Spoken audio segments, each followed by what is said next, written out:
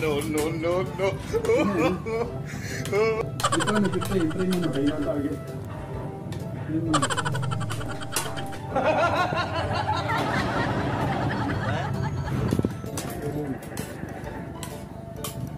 Hindi ka pa nag-ugas ng kamay eh. Mag-ugas ka muna ng kamay.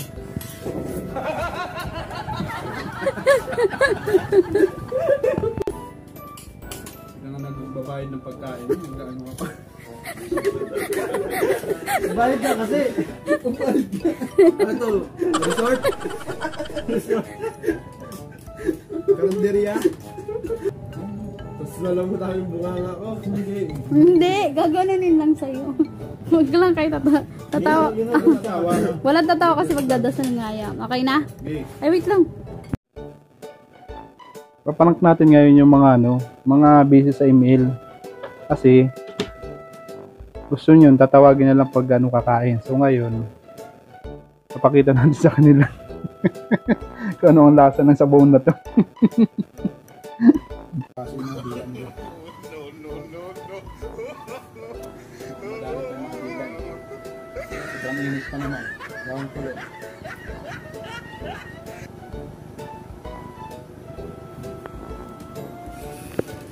Gid. Ano nga ito, Gid? Hindi ba yung panlasa ko eh? Ano kasi yung panlasa ko? Ang alat! Ano ba yan kuya? Ano yan? May pabrika ka ng asin? Parang ayaw mo na ipakain yan ha? Diba?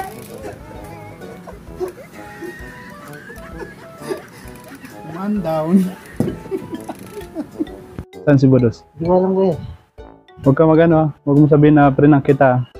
Kasi ano yun eh, lagi nag-i-email yun eh, prank natin ngayon. Huwag kang maingay ha, huwag mo sabihin na hanapin ko. Bali yung isa naman ipaprank natin. Walang kalam-alam eh. Ayan oh, busy sa paglalaro sa email lagi. Hindi mo talaga yung ma-istorbo pag naglalaro yan. So ngayon, ipaprank natin guys. Dos, tikman mo nga to Dos. Ano kaya? Sabaw. Maano kasi yung panlasa ko eh. Nagkindi kasi ako kaya hindi yung panlasa ko. Alat na yun kuya! Ano yan? Puro asin talaga. No, no, no. Parang gusto mo kayo mag-isat sa bato ah.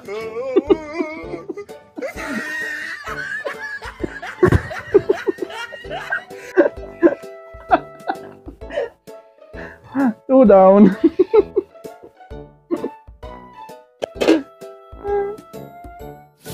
Success guys. Nagsama na yung dalawang na prank. Nag-email, di pa rin tumitigil.